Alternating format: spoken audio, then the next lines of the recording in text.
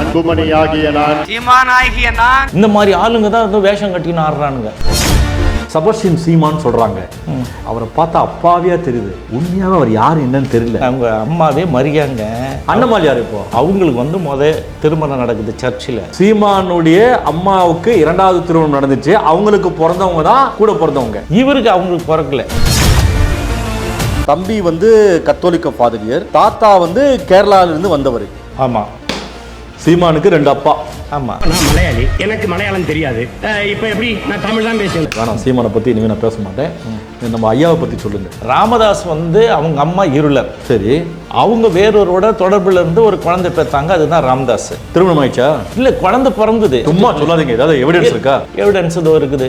இது இல்லைன்னா நான் இதை ஏத்துக்க மாட்டேன். இது இருக்கிறதால இப்போ நான் சொல்றேன் இதை. சரி சரி, ஓகே. அப்ப ராமதாஸுடைய அப்பா வேற. சஞ்சீவ் ராவ் கவுண்டர், அவர் இவங்க அம்மாவுக்கு புருஷன். அந்த நாடக காதல் சொன்னீங்க, அது என்னது? ராமதாஸ் இந்த சரஸ்வதி அப்படின்றவங்கள சரி பண்ணிட்டார், ஜோர் அடிச்சிட்டார், அடிச்சுட்டு ஓடி போட்டான். எனக்கு புரியலங்க சார். அவரை கெடுத்துட்டான். ஐயாவையா? அந்த கொய்யாவை தான். ஐயோ, மதுவை எதிர்ப்பது ஐயா மட்டும்தான். இவன் பகல் நேரம் குடிக்காரன். அப்ப சும்மா ஏதோ இல்லாம நீங்க ஐயாவை பற்றிலாம் சொல்லாதீங்க. எனக்கு கெட்ட கோவம் வந்துடும். எனக்கு ஐயாவாவது கொய்யாவாது. எங்க ஐயா குடிச்சது எவிடன்ஸ் ஏதாவது காமிங்க.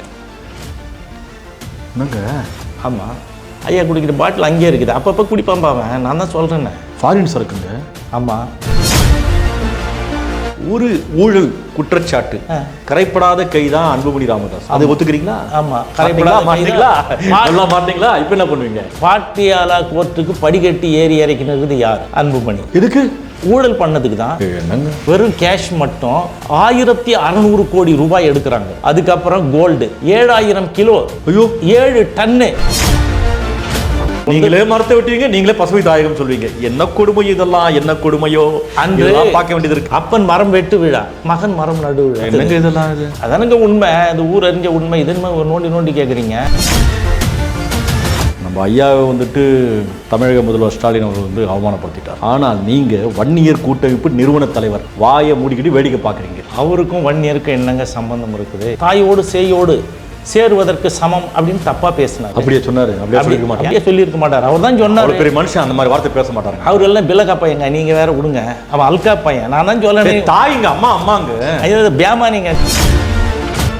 நீங்க ஐயாவை பற்றிலாம் சொல்லாதீங்க. எனக்கு கெட்ட கோவம் வந்துடும். எனக்கு ஐயாவது கொய்யாவது. நீங்க இன துரோகி ஐயாவை பத்தி சின்னையா பத்தியோ தப்பா பேசுறீங்க. அப்பதான் பழிய போடுறீங்க. உனக்கு எது ஈனமான ஒண்ணுமே கிடையாது. நீ அவமானப்பட போற. நீ தூக்கில மாட்டி தொங்குறோம்.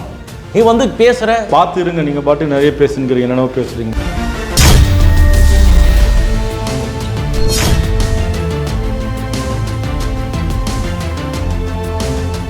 வணக்கம் நேர்களே. மை இந்தியா 24/7 தொலைக்காட்சியின் நேருக்கு நேர் நிகழ்ச்சிக்கு தங்களை அன்புடன் வரவேற்கிறோம். இன்றைய நிகழ்ச்சியில் வன்னியர் கூட்டமைப்பு நிறுவன தலைவர் மற்றும் அனைத்திந்திய பாட்டாளி முன்னேற்ற கட்சி நிறுவன தலைவர் திரு CN ராமூர்த்தி வந்துள்ளார். அவர் அன்புடன் வரவேற்போம். வணக்கம். வணக்கம் சார். நம்ம ஐயாவை தமிழக முதல்வர் ஸ்டாலின் அவர்கள் அவமானப்படுத்திட்டார்.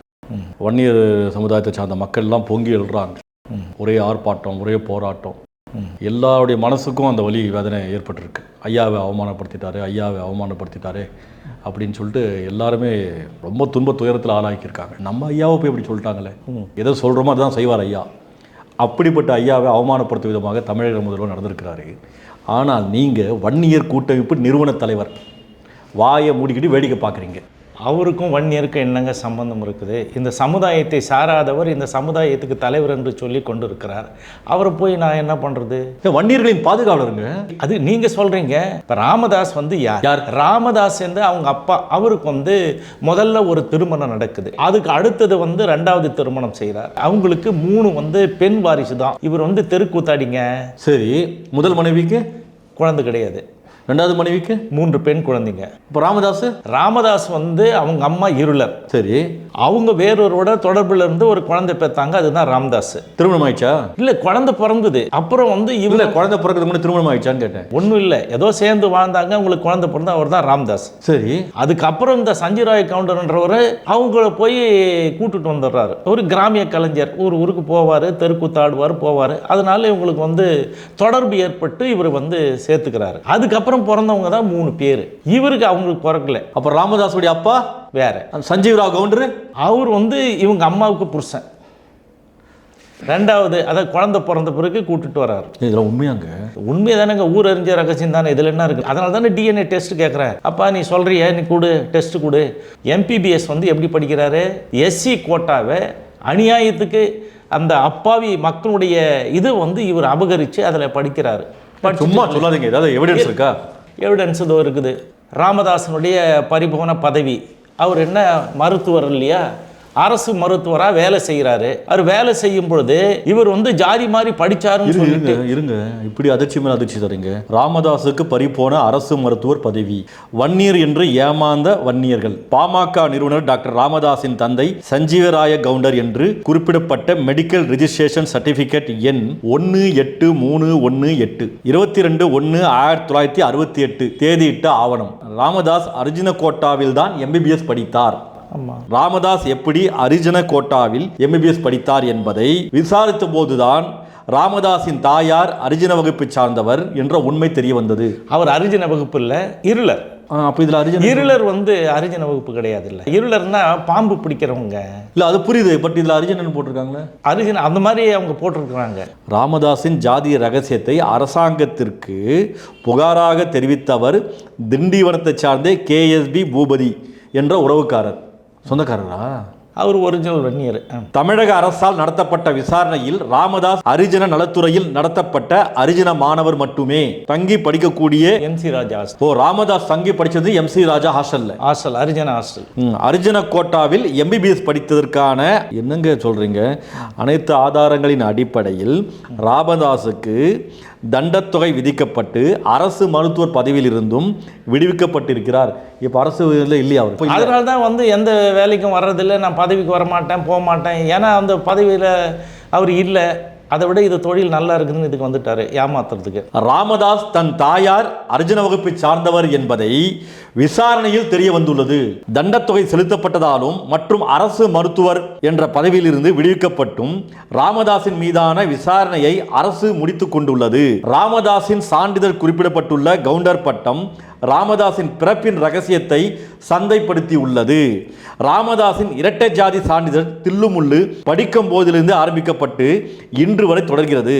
ராமதாஸ் வன்னியர் என்று ஏமாத்து கொண்டிருக்கும் சமூகம் வன்னியர் குல சத்திரியர்கள். இதெல்லாம் உண்மைதானாங்க? அது எப்படி பத்திரிகையில் வந்திருக்கு, அவர் வேலை போயிடுது. இது இல்லைன்னா நான் இதை ஏற்றுக்க மாட்டேன். இது இருக்கிறதால இப்போ நான் சொல்கிறேன். இது சரி சரி, சந்தோஷம். ராமதாஸ் அப்பா யாருன்னு தெரியாது. ஆனால் ராமதாஸுடைய தாயார் வந்து திருமணம் செய்து கொண்ட நபருடைய மகன் ராமதாஸ் இல்லை. ஆனால் அவர் திருமணம் செய்து கொண்டவர்களுக்கு 3 குழந்தைகள் இருக்கிறாங்க. அந்த 3 குழந்தைகளும் ராமதாஸுடன் பிறந்தவர்கள் அல்ல. ஆமாம், அவங்க வேற மனைவி சார். அவருக்கு 3 மனைவி சார். இவர் சொல்கிறார் இல்லைங்களா, இவங்க அப்பான்னு சொல்கிறார்ல, அவருக்கு 3 மனைவி. உண்மையான அப்பா இல்லாமல் ராமதாஸுடைய தாயார் திருமணம் செய்து கொண்ட நபருக்கு 3 மனைவிகள். ஆமாம், கரெக்ட். இவங்களுக்கு வந்து கடைசியாக சேர்த்துக்கிட்டார் இல்லையா அந்த இருளர் அம்மா. ராமதாஸுடைய தாயார் வந்துட்டு 3வது மனைவி. ஆமாம். இப்படி பெரிய விஷயத்தை சொல்லிட்டு சாதாரணமாக அமைதியாக இருக்கிறீங்க. அமைதி இல்லை, இது ஊர் உலகத்துக்கு இப்போ தானே போயிட்டு இருக்கு. இப்போ இந்த டேட்டாலாம் எப்படி எடுத்தீங்க? அவங்க அப்பா வந்து இறந்து போயிட்டார். அப்பா சொல்கிற நபர் இறந்து போயிட்டார், அதாவது ராமதாஸுடைய அம்மாவுடைய கணவர். ஆமாம். அங்கே வந்து நான் அந்த ஊருக்கு போகிறோம், கீழ்சிவரிக்கு. அப்புறம் பாடியெலாம் தூக்கி வெளியே போட்டானுங்க. அங்கே ஒரே பிரச்சனை. அப்போல்லாம் தெரியாது இல்லைங்களா, அதுக்கப்புறம் தானே டவுட் வந்து பார்க்குறோம்.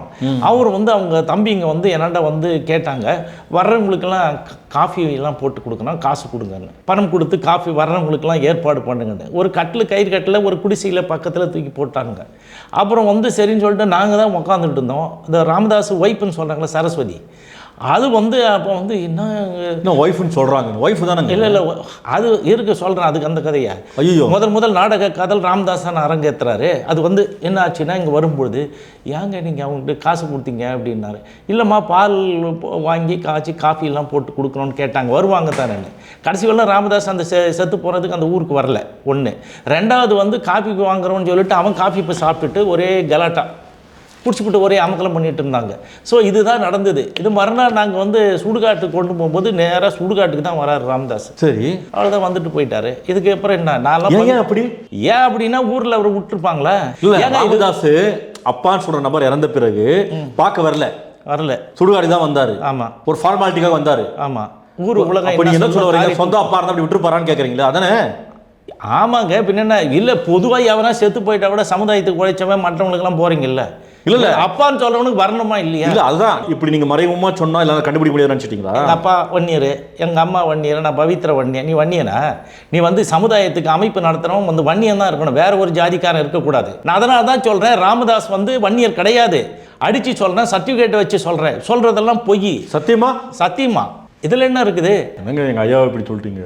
ஏங்க குடிகாரம் பேச்சு பொழுது வெஞ்சா போச்சுன்னுவாங்க. இப்போ எதுக்கு சீமான நம்ப கேட்குறீங்க? அவங்களாம் குடிகாரங்க இல்லை, குடிகார கோஷ்டி தானே. சரி, அந்த நாடக காதல் சொன்னீங்களா, அது என்னது? ராமதாஸ் வந்து அவர் படிச்சுன்னு இருக்கும்பொழுது இந்த சரஸ்வதி அப்படின்றவங்கள வந்து நல்ல ஊர், அந்த ஊரில் அவங்கள வந்து நம்ம என்ன சொல்கிறது, சரி பண்ணிட்டார், ஜோர் அடிச்சிட்டார், அடிச்சுட்டு ஓடி போட்டான். எனக்கு புரியலங்க சார். அவரை வந்து கெடுத்துட்டான்னு வச்சுங்களேன், இதோட நான் பச்சையாக சொல்கிறது. அந்த மாதிரி தப்பு பண்ணிட்டாங்க, விட்டுட்டு ஓடிட்டு போன பிறகு சரஸ்வதி அண்ணன் தம்பிங்கெல்லாம் போய் பிடிச்சிட்டு வந்து நல்லாமூர் வந்து லேம்ப் போஸ்ட், அப்போ தெரு விளக்கு இருக்குல்ல, அந்த விளக்கு கீழே கட்டி போட்டாங்க. பாஞ்சு யாரு? ராமதாஸை. ஐயாவையா? அந்த கொய்யாவை தான் அவங்க கட்டி போட்டு 15 நாள் உதைச்சி அதுக்கப்புறம் வச்சு 5ஆவது நாள் வந்து கல்யாணம் பண்ணி கொடுத்தாங்க. நாடக காதல் முதல்ல அவர் தான் பண்ணார். கல்யாணம் ஆயிடுச்சு இல்லை, பண்ணிட்டு நாடகம் பண்ணி அப்புறம் தான் கல்யாணம் பண்ணிக்கணும். அவங்க அண்ணன் தம்பிங்களாம் சேர்த்து கல்யாணம் பண்ணி வச்சாங்க. ஓ, வீட்டில் பெண் பார்த்து கல்யாணம் பண்ணி வச்சாங்க? வீட்டில் பெண்ணா வச்சு அவனை இழுத்துன்னு வந்து கட்டி போட்டு கல்யாணம் பண்ணி வச்சாங்க. இது கௌரவமாக சொல்லுங்க தலைவரே. இல்லை ஏங்க, இதில் என்ன கௌரவம் இருக்குது? கௌரவமாக சொல்லக்கூடிய அளவுக்கு ஒரு தலைவர் இல்லையே. ஆனால் டாக்டர் ராமதாஸுக்கு ஒரே மனைவி இருக்கிறாங்க. 2வது மனைவி யார்? சுசீலா. என்னங்க இது? அதுக்கு முன்னே சரஸ்வதி கல்யாணம் பண்ண முதல் மனைவி, இது வந்து 2வது மனைவி. நான் இவ்வளோ தான் கௌரவமாக சொல்கிறேன். சுசீலா அவங்க யாருன்னு கேட்டால், அப்போல்லாம் டாக்டருக்கு போனால் வந்து டோக்கன் கொடுப்பாங்கல்ல. ஆமாம். சின்ன பொண்ணு அது வந்து 4வது 5வது படிச்சிருந்தது. காலையில் எழுந்த உடனே அவங்க அம்மா வந்து அதே தெருவில் வந்து இட்லி சூட்டு விற்பாங்க. சுசீலா அம்மா? ஆமாம். இட்லி சூட்டு வீட்டுக்கு போய் விற்றுட்டு அப்புறமா வந்த உடனே இந்த இடத்துக்கு வந்து வேலைக்கு வந்து செய்யும். அப்படியாப்பட்ட அந்த பொண்ணு எல்லாம் நர்ஸுக்கு படிச்சிட்டாங்க. அது நர்ஸுக்கும் படிக்கல, ஒரு கர்மாந்திரம் கிடையாது, அவளை தான் படிச்சது. ஆனால் கிளினிக்கில் வந்து நர்ஸுன்னு கூப்பிடுவாங்க.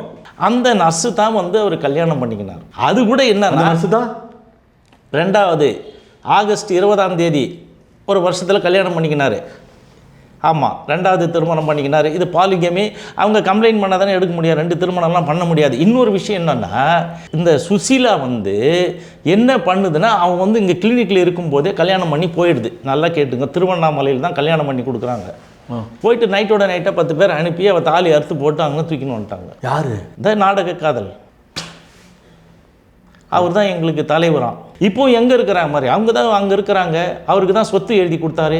150 கோடியில் வந்து அறக்கட்டளை. யார் பேரில்? இந்த சுசீலா பேரில். அது பேர் என்ன? விஸ்வகர்மா அறக்கட்டளை. இந்த விஷயம் சரஸ்வதி அம்மாவுக்கு தெரியுமா? அவங்க தான் இவங்க வந்து பேசுறது இல்லையா? யார்கிட்ட? ராமதாஸ் கிட்ட. இப்போ கூட? இப்போ தைலாபுரத்தில் இல்லை? தைலாபுரத்தில் இருக்கிறாங்க. அவர் ஒரு மூலையில் கிடக்குறாங்க. அவங்களே என்ன 4 பேர் தூக்கின்னு போய்க்கின்னு வந்து இருக்காங்க. அப்போ அன்புமணிக்கு அம்மாவும் இருக்குது, சித்தியும் இருக்கா? சித்தி இருக்குது. அதனால தான் கேட்டேன், எது வேணாலும் சின்னம்மா போய் பேசுன்றாரு ராமதாஸ். டீல் பேசுறது, பதவிகளை போடுறது எல்லாம் வந்து சுசீலா தானே தவிர அன்புமணி கிடையாது. அன்புமணிக்கு என்ன உண்மையாங்க? இதெல்லாம் உண்மை. உங்களுக்கு வேணும்னா நான் தரேன், நம்பர் கொடுக்குறேன், பேசுங்க. யார்கிட்ட கொடுத்துட்டு போய் சேர்ந்தாங்கன்னு கேளுங்க. கலையரசன் ஒருத்தர் இருக்கிறார் வேலூரில், அவர் எம்எல்ஏ ஆனார். அவர் கேளுங்க எத்தனை கோடி கொடுத்தாரு, யார்கிட்ட கொடுத்தாரு, எப்படி சீட்டு வாங்கினாருன்னு. இப்போ சுசீலா சித்தி எங்கே இருக்காங்க? அவங்க திண்டிவனத்தில் இருக்காங்க. அவர் பெரிய வீடெல்லாம் கட்டி கொடுத்துருக்குறாரு. பக்கத்தில் இந்த ஸ்வீட் கடை பக்கத்தில் வீடு இருக்குது. அவங்க தான் ஃபைனான்ஸு. இப்போ வந்து விழுப்புரம் கடலூர் மாவட்டத்துக்கு ஃபைனான்சியர் அவங்க. நர்ஸ் சுசீலா? ஆமாம். அவங்க வந்து இவங்கெல்லாம் இருக்கிறாங்க இல்லையா, சேட்டுங்களா, அவங்ககிட்ட பணம் கொடுத்து அவங்க மூலமாக வட்டி கட்டி கூப்பிட்டு வாங்கிட்டு அந்த வேலையை செய்கிறாங்க. சுசீலா நர்ஸு இன்ஜெக்ஷன்லாம் போடுவாங்களா, ஊசியெல்லாம்? ஏங்க நர்ஸே கிடையாது, அது எப்படி தப்பு? ஊசி போட்டாங்களான்னு கேட்டேன். ஊசியெல்லாம் போட மாட்டாங்க. டோக்கன் தரதோட முடி போச்சு. டோக்கன் தர்றது அதுக்கப்புறம் கடைசி காலத்தில் என்ன ஆச்சுன்னு தெரியலையே, ஊசி கீசி போட்டாங்களான்னு.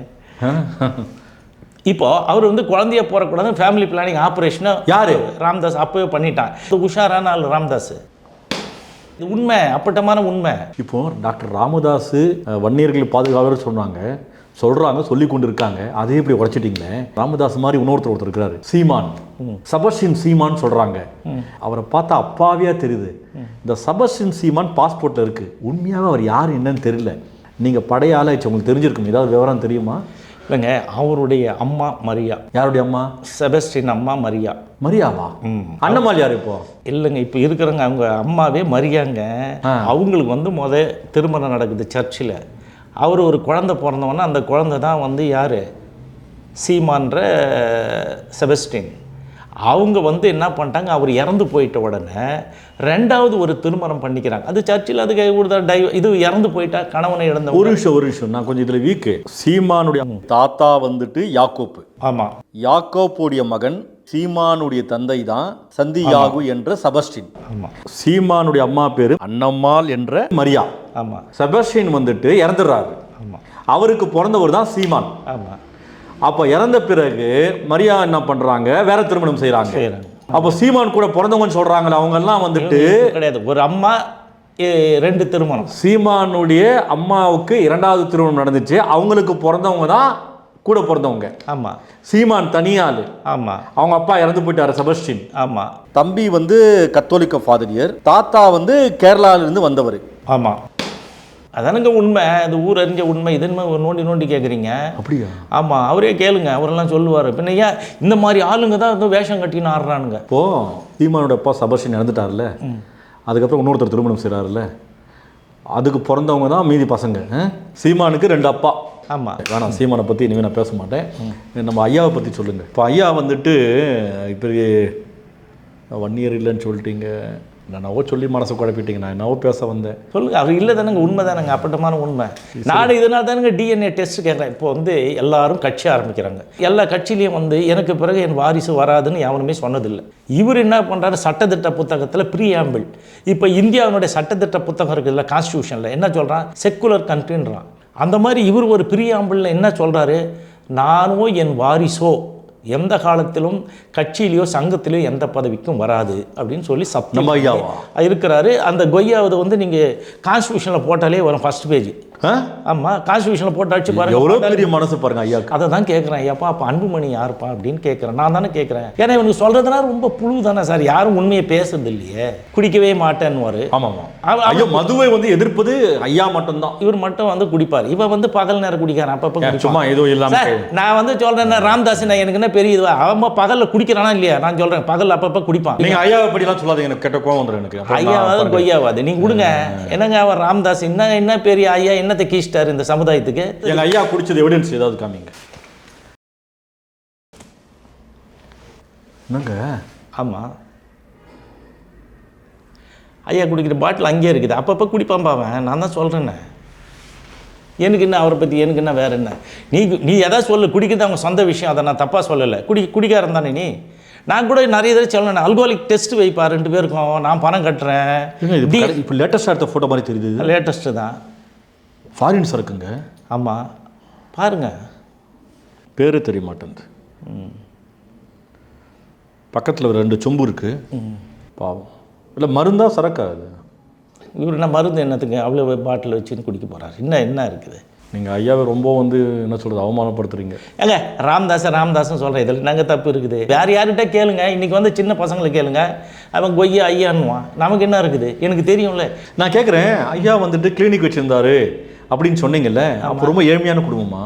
அவர் வந்து முதலியார் சமுதாயத்தை சார்ந்தவர். அவர் வந்து பழனி அப்படின்ற ஒரு தங்கவேலு, இவங்க வந்து தான் அந்த இது கிளினிக்கை வந்து என்ன கொடுக்குறாங்க, ஒரு அம்மா. அது சுதந்திர போராட்ட தியாகி வீட்டை அவங்க ஓடு வீட்டை வாடகைக்கு எடுத்து அங்கே தான் இது பண்ணுறாங்க. அதில் வந்து இது பண்ணுறாங்க இல்லைங்களா. அவர் வந்து கிளினிக் வச்சுட்டு அதுக்கு தான் டோக்கன் போடுறவங்க. அவங்களுடைய நிலம் 1.25 ஏக்கரை தான் வாரத்துக்கு பயிர் வைக்கிறாரு. தைலாபுரம் தோட்ட நிலம் வந்து அந்த அம்மாவது. அவங்க போன உடனே கேட்பாங்களா, என்ன ராம்தாஸ் வந்து எதுவுமே கொடுக்கவே இல்லையே, இந்த வருஷம் பயிர் வச்சது கொடுக்கல, வாடகை கொடுக்கலன்னு கேட்பாங்க. அவங்க தான் ராமதாஸ் எங்களை மிரட்டுறாங்க அப்படின்னு சொல்லிட்டு திண்டிவனம் கோர்ட்டில் இன்னும் இருக்குது, எஃப்ஐஆர் இருக்குது. என்ன இருக்கா? இருக்குது. என்னன்னு சொல்லிட்டு தைலாபுரம் தோட்டம் டாக்டர் ராமதாஸ்க்கு இல்லையா? இல்லை, அவரு வாடகை ராமதாஸ் சொல்லிட்டேன், ஐயாக்கு இல்லையா? எந்த கொய்யாவுக்கும் இல்லை. அவங்கக்கிட்ட வேலை பார்த்தாரு, சரியே வந்து கேட்குறாங்க. அவங்க போய் கம்ப்ளைண்ட்டே கொடுக்குறாங்க. ஏன் நான் செத்து போனோன்னா அதுக்கு காரணம், என்னை கொலை பண்ணிவிட்டு அதுக்கு காரணம் ராம்தாஸ் தான் பெட்டிஷன் கொடுத்தாருல. அந்த அவங்க வந்து இறந்துட்டாங்க. அவங்க பையன்லாம் இருக்கிறான், பையன் தான் கொடுத்துருக்குறான். இன்னும் அவங்களுக்கு எதுவும் செட்டிலும் பண்ணல, ஒன்றும் பண்ணலையா. அப்போ தைலாபுர தோட்டத்தை டாக்டர் ஐயா வந்து ஆட்டோ போட்டாரா? ஆமாம், அது அந்த கிளினிக்கு இன்றைக்கி வந்து இருக்குதா ராமதாஸ் இதுன்னு சொல்லிட்டு வச்சுருக்காங்கல்ல, அதுவும் அவங்களுக்கு தானே. எனக்கு என்னென்னா, ஐயா எளிமையாக இருந்தவர். ஒன்று என்ன எளிமைனா என்ன எளிமை ஏங்க, அவன் போனான்னா டெல்லியில் வந்து அவன் தங்குற ரூம் எவ்வளோ ரூபாய் ஒரு நாளைக்கு? மினரல் வாட்டரில் தான் கால் கழுவான் குளிப்பான். நீங்கள் என்ன சார் பேசுகிறீங்க? அவைவன் சொல்கிறீங்க ஐயா. ஏங்க நீ திருட்டுப்பா இந்த சமுதாயத்தை அயோக்கியத்தனம் பண்ணிவிட்டு மற்றவங்களாம் இப்போ சகோதர சமுதாயத்தை சார்ந்தவங்களாம் எங்கள் மேலே ஒரு மரியாதை இருக்குங்க. இவரை வச்சு முடிவு பண்ணி எங்களுக்கு அவ்வளோ கேவலத்தை உண்டு பண்ணுற மாதிரி நீங்கள் வந்து ஏதாவது ஒரு கம்பெனிக்கு வேலைக்கு போக முடியுமா? வண்டியன் சர்டிஃபிகேட் கொடுத்து ஏதாவது தனியார் நிறுவனத்தில் ஐயோ அவன் ராம்தாஸ் ஆல்பா ஊர் சண்டை எழுப்பான். நாங்கள் இன்னும் சொல்கிறேங்க, ஐடி கம்பெனி இருக்குல்ல, ஐடி கம்பெனியில் ஃபுல்லாக ஒரு சர்க்குலர் போடுறான் பர்சனல் ஆஃபீஸருக்கு நடுவில் என்னென்னு போடுறான் ஹெச்ஆருங்களாம். இது மாதிரி வந்து நீங்கள் யார் வேணாலும் வேலைக்கு எடுங்க, ஆனால் இவங்களை மட்டும் வேலைக்கு எடுக்கக்கூடாது, இவங்க வந்து ரோக் பீப்புள், இவனை வேலைக்கு எடுக்கலாம். இன்னும் நான் வேலைக்கு எடுக்கலான்னா வாட்ச்மேன் வேலை, தோட்டக்காரன் வேலை, அதுக்கப்புறம் டிரைவரு, எடுபுடி வேலை, ஃபெச் அண்ட் கேரி ஒர்க்கு மட்டும் கொடுங்க. அந்த கார்ட்டல் நிறுவனங்கள்லாம் வந்து சொல்லிட்டு சர்க்குலர் அனுப்புகிறாங்க. சர்க்குலர் அனுப்புனது மட்டும் இல்லாமல் இவங்கள வந்து நீங்கள் வேலைக்கு வச்சினா அவன் ஏதாவது ஒரு சண்டை இழுத்து வந்து ஊரில் இருக்கிறவங்களாம் இழுத்து வந்து உங்கள் கம்பெனி அமக்கலம் பண்ணுவானுங்க, அதனால சேர்க்காதீங்கன்னு அவன் போட்டிருக்கானே. இதுக்கு என்ன சம்பந்தம் ஐயாக்கு? இப்போ இன்றைக்கி நடக்கிற தகராறுலாம் யார்? ஈர பேராக்குறது, பேனை பெருமாள் ஆக்குறது, பெரும் பிரச்சனை ஆக்குறது, ஊரை ரெண்டாக்குறது, உதவாங்க விடுறது, எந்த இஷ்யூ எடுத்தாலும் அதான் நடந்துகிட்ருக்கு. நீங்கள் சொல்லுங்கள், ஏகே நடராசன் அவர் ஊடு பூந்து அடிச்சிங்களா, மேலேருந்து தூக்கி போட்டீங்க, காலை உடச்சி போட்டீங்க. நம்ம கடைசி வரலாம். ஆமாம், குரு வன்னியர் குருன்னு சொல்லப்பட்டவர் கடைசி வேலை நொண்டி நொண்டி செத்து போனார். அடுத்தது வன்னிய அடிகளார் அடித்து என்ன பண்ணீங்க? காதை அறுத்தீங்க. அவர் காதெல்லாம் ஒட்டின்னு கிட்டே சாவரவரெலாம் அப்படியே இருந்தது மேக்கப் பண்ணிட்டு போய் சேர்ந்தார். நம்ம ஐயாவை பண்ணார். ஆமாம், அவர் தான் ஆள் அனுப்பினார். இது அப்புறம் யார் அடித்தது? வாழப்பாடி ராமமூர்த்தி Z+ பாதுகாப்பில் இருந்தவர். அவருக்கு எவ்வளோ பாதுகாப்பு இருந்தது? திண்டிவனம் பக்கத்தில் என்ன பண்ணீங்க? அவர் அடிக்கிறீங்க. இந்தியாவில் நம்ம ஐயாவா ஒரு ஆள் அடித்ததுக்கு? ஆமாம், அவன் தான் ஏன் அக்யூஸ்ட் எல்லாத்துலேயும். நம்ம ஐயாவை அப்படி பண்ணார். ஆமாம், எல்லாரும் வரிசையாக அடிச்சு போட்டார். ஐயாவை பார்த்தா அப்படி தெரியலையே. ஐயா வந்து அவ்வளோ சிறுமிச்ச பேர் வழி இல்லை. சரி விடுங்க, நம்ம சமுதாயத்தை சார்ந்தவர் ஐயா. அவங்க கிடையாதுங்க. நீங்கள் வேறு ஏதாவது பேசுங்க, நீங்கள் ஏதாவது சொல்லுங்கள். எப்படிங்க அவங்க இல்லைன்ற? அப்போ ராமதாஸ் நம்ம சமுதாயம் இல்லை? கிடையாது, 100%. ஏங்க தான் ஆடாவிட்டாலும் தன் சதை ஆடுன்னு சொல்லுவாங்க. நீங்கள் என்ன நான் காமிக்கிறேன் பாருங்க, அப்படி சொல்லாதீங்க, ஒரு ரேடியா போய் பேசாதீங்க. இன்னொன்று சொல்லிக்கிறேன் கேளுங்க. இருங்க நீங்கள் பாட்டுக்கு பாருங்க. உழைப்பு இன்னைக்கு 10% கொடுக்குறாங்க. சட்டம் நிறைவேறிருக்கு.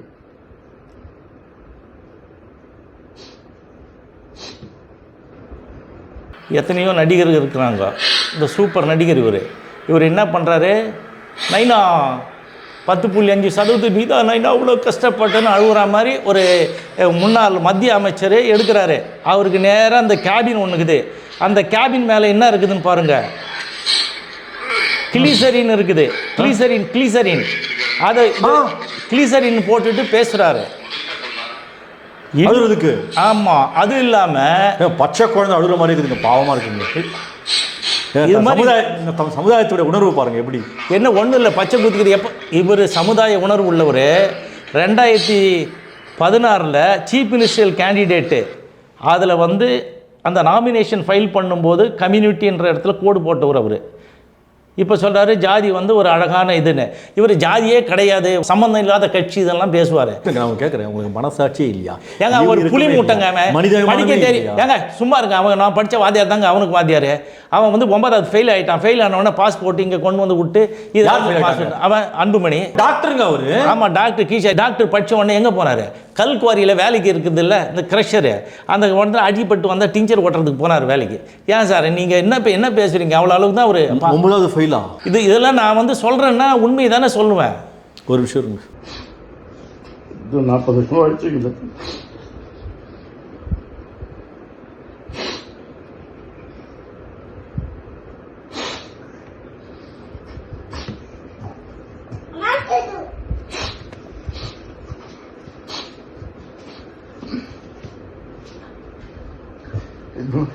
இந்த வீடியோ பிடிக்கிறேன், நான் அறிவு இருக்குமா பாரு, போய் ஐயாவை சமாதானப்படுத்தலாம்ல. இந்த ரா ஃபுட்டேஜ் நீங்கள் பார்த்துருக்கீங்களா? அண்ணே இன்னும் கொஞ்சம் அழுகுண்ணே, எமோஷனலாக சொல்லுங்கள். இந்த பக்கம் திரும்புங்கன்னு சொன்ன ரா ஃபுட்டேஜ் இருக்குது. ஆமாம், நீங்கள் அதை பாருங்கள். நான் என்ன நினச்சேன், சின்னையா அப்படி அழுதுனுக்குறாரு, ஷூட் பண்ணது அது. கேமராமேனுக்கு அறிவு இருக்காது. வீடியோ பிடிக்கிறோம் என்ன பண்ணிக்கலாம்? ஐயா அழுவாதையா சொல்லிக்கணும் சின்னையாவை. அழுவ சொல்கிறதே அவன் தானே. இருங்க நிறைவேற்றிருக்காங்க. 40 வருஷம் உழைப்பு நீங்க நிறைவேறுகிறது முதல் கட்டம் தான். அடுத்தது இன்னும் கொஞ்சம் சேர்த்து வாங்கிடலாம். 40 வருஷம் சாதாரண உழைப்பில் இவ்வளவு தியாகம் பண்ணிட்டு அன்புமணி நம்ம இப்படிலாம் பார்த்துருக்குறோம், ஆனால் இந்த மாதிரி பார்த்ததில்ல. எனக்கே கண் கலங்குது. உங்களுக்கு கண் கலங்கிச்சு? உங்களுக்கு ஊரை ஏமாத்துறானு சினிமாவில் ஷூட்டிங் போகிறவனை பார்த்து அவனை அழுவானா சார்? என்ன சார் இது? நீங்கள் ஸ்கூலுக்கு பசங்க கொண்டு போவாங்களே, எல்கேஜி யூகேஜி, அந்த மாதிரி தான் பசங்க தேம்பி அழுவாங்க. அந்த மாதிரி இருக்குது. 3 வயசு உள்ள பசங்களுக்கெல்லாம் அந்த துண்டை போட்டு குழந்தைங்களாம் திட்ட சொல்கிறான், சண்டை போட சொல்கிறேன். எத்தனை வீடியோ வரும்? இதை தான் சீமானம் பண்ணுறோம். இல்லை இவன் வந்து ஐயோ ஐயா மாதிரி யாரும் கொய்யா சீமானு பச்சை குழந்தைலாம் கூட்டு பண்ணி மேலே நிற்க வச்சு பயிற்சி கொடுத்து அது மனப்பாடம் பண்ண வச்சு இப்போ எல்லா குழந்தையும் பேச வைக்கிறோம். சத்திரியனா யாருங்க? பாதிக்கப்பட்டவனுக்காக இருந்து நாட்டுக்கும் வீட்டுக்கும் சேவை செய்யணும் சத்திரியன். ஆனால் நீ என்ன பண்ணுற? நீ ஊர் தாலியாக இருக்கிற வேலையை பண்ணுற, ஊடு கொளுத்துற, இதெல்லாம் உன் வேலை தானே? நீ எந்த வீடு கொளுத்துறாரு அவன்? ஊரா ஊடு கொளுத்துல. பின்ன அந்த சைட்லாம் போங்க, பாஞ்சேரி அந்த ஏரியாலாம் போனால் ஊடு கொளுத்தினுவாங்க. நான் வந்து நம்ம மஞ்சள் கொடியை போட்டு நான் போனோன்னா நம்ம கட்சியில் வந்து சூட்கேஸ் பார்ட்டி வந்ததுன்றான். என் காது பட கேட்குறேன். சூட்கேஸ் பார்ட்டியா? ஆமாம், அவங்க என்ன சூட்கேஸ் வாங்குறது தானே வேலை. இந்த டாக்டர் வச்சுப்பாங்க சூட்கேஸ். அதுவா? சூட்கேஸ் இல்லைங்க, பணம் வாங்குற வேலை, பெட்டி வாங்குறது. ஏங்க இப்போ கூட என்ன அந்த பிஜேபியோட கூட்டணி போனாங்க, எத்தனை கோடி வாங்கினாங்க? 500 கோடி வாங்கி யார்கிட்ட கொடுத்தா? அந்த சுஷீலா கிட்ட கொடுத்துறான். சுஷீலா வச்சுக்கின்னு இருக்குது 2வது ஒய்ஃபு. 500 கோடியா? ஆமாம், பின்ன என்னங்க சீமான் 70 கோடி வாங்கினாரு பார்த்தேன், இவர் 500 கோடி. அப்போ சீமான் கம்மியாக கொடுத்துட்டாங்களா? ஆனால் அவர் ஏற்கனவே மார்க்கெட் பண்ணுறதுக்கு ராம்தாஸ் கில்லாடி இல்லை. நான் ஏற்கனவே எத்தனை எம்எல்ஏ வந்திருக்கோம், எம்பி வந்திருக்கோம், 11 வருஷம் மத்திய அரசு ஆண்டு இருக்கிறோம். நாங்கள் வந்து எப்படி கம்மியாக போவோம்? பாவங்க சீமான் 70 கோடி தாங்க. இவருக்கு 500 கோடி தான். ஒரு கொஞ்சம் பாதி 50% கொடுத்துருக்கலாம்ல. பார்கெனிங் பவர் வியாபாரி இல்லை ராம்தாஸ். என்னவா எனக்கு ஐயா மேலே மிகுந்த மரியாதை இருந்துச்சு, நீங்கள் பாட்டு என்னென்னவோ பேசிட்டு வரீங்க, ஒன்றும் புரிய மாட்டேங்குது. மரியாதைன்றது வந்து ஜெயலலிதா என்ன சொன்னார்? வெள்ளை பண்ணி அப்படியே சொன்னார், நாயி எல்லாரையும் தான். அவர் ரஜினிகாந்தை வந்து என்ன சொன்னார்? அவன் வந்து துண்டு பீடி சாக்கடை பண்ணி இதெல்லாம் அவன் சொன்னது தான். அதுக்கப்புறம் என்னாச்சு? இவனுங்க வந்த உடனே அந்த ரஜினிகாந்தை போய் அவன் பேரன் பேத்தி கல்யாணத்துக்கெல்லாம் கூப்பிடுவானுங்க, அவனை மானம் கட்டு போய் வந்துட்டு போவானுங்க. இதுதானே நடக்குது. என்ன இவ்வளோ கேவலமாக இருக்குது? இதுதான் சார் அவங்களுடைய இது வந்து இவ்வளோதான். ராமதாஸ் இந்த சமுதாயத்துக்கு இதை செஞ்சான்னு சொல்லுங்கள் சார். நான் அரசியலை விட்டு ஒதுங்கிறேன், நான் போயிடுறேன், நான் ஒதுங்கிறேன், வேணாம். 108 ஆம்புலன்ஸ் 108 ஆம்புலன்ஸ் யார் கொண்டு வந்து? அன்புமணியா? ராஜசேகர ரெட்டி இருந்தார் இல்லையா, அவர் அமெரிக்காவில் பயணம் பண்ணும்போது உடம்பு சரியில்லாமல் போயிட்டார். அவரை கூட்டுன்னு போய் இந்த மாதிரி ஆம்புலன்ஸில் கொண்டு போய் ஹாஸ்பிட்டல் அட்மிட் பண்ணும்போது அங்கே இருக்கிற டாக்டர்ஸு, நீ ஒரு 1/2 hour மேலே லேட்டாக வந்ததுன்னா நீ செத்து போயிருப்ப அப்படின்னு சொல்லிட்டாங்க. அவர் இங்கே வரும்பொழுது என்னென்னா, ஆந்திராவில் அது ஹைதராபாத்தில் வந்து ஒரு ரிசர்ச் நிறுவனம் இருக்குது. அது யாருன்னா இந்த சத்தியம் கம்ப்யூட்டர்ஸ்லாம் இருக்குதா, அந்த குரூப் தான் வந்து அங்கே வந்து இந்த ஏழை மக்களுக்கு அந்த சிஎஸ்ஆர் சொல்லுவாங்கள்ல, கார்ப்பரேட் சோஷியல் ரெஸ்பான்சிபிலிட்டி, அதன் மூலமாக கொஞ்சம் உதவி பண்ணி இந்த மாதிரி செத்து போனவங்களுக்கு அவசர இதுக்கு வந்து ஆம்புலன்ஸு கொடுத்து உதவுறாங்க. அவங்க வந்து இந்த ராஜசேகர ரெட்டி கூப்பிட்டு பேசி இதை நாம் பண்ணலான்னு சொன்னோம்னா ஒரு ஒப்பந்தம் போட்டு அங்கே தான் ஆரம்பிக்கிறாங்க. முதல்ல இந்தியாவுக்கே அவர் தான் ஃபஸ்ட்டு. அதை பார்த்து உடனடியாக கலைஞர் கூட 108 ஆம்புலன்ஸ் அப்போவே பண்ணார். ஆனால் இவன் கலைஞர் சொன்னதுன்னு சொன்னால் யார் கேட்க மாட்டான். இதுக்கப்புறம் யூபிஐ சேர்மனாக இருந்தவங்க சோனியா காந்தி இதை வாங்கி பார்த்து பண்ணிவிட்டு இது ஃபீசிபிலிட்டிஸ் இருக்கான்னு சொல்லிட்டு மன்மோகன் சிங் கிட்ட கொடுக்குறாங்க. மன்மோகன் சிங் வந்து பிரைம் மினிஸ்டர், அவர் அதை ஸ்டடி பண்ணிவிட்டு இது வாய்ப்பு இருக்குது, இதை செய்யலான்னு சொல்லிட்டு இந்தியா முழுக்க பண்ணுறதுக்கு அடிப்படை வேலைகள் எல்லாம் பண்ணி வரும்போது காக்கா வக்கார பணம் தான் நீ மந்திரியாக இருந்தியே தவிர நீ எதாவது முன்னெடுத்து செஞ்சுருக்கியா? இதெல்லாம் ஓகே. ஆனால் ஒரு ஊழல் குற்றச்சாட்டு கரைப்படாத கை தான் அன்புமணி ராமதாஸ். அதை ஒத்துக்கிறீங்களா? ஆமாம், கரைப்படாத மாட்டீங்களா? இப்போ என்ன பண்ணுவீங்க? பாட்டியாலா கோர்ட்டுக்கு படிக்கட்டி ஏறி இறக்கினது யார்? அன்புமணி. எதுக்கு? ஊழல் பண்ணதுக்கு தான். என்னங்க?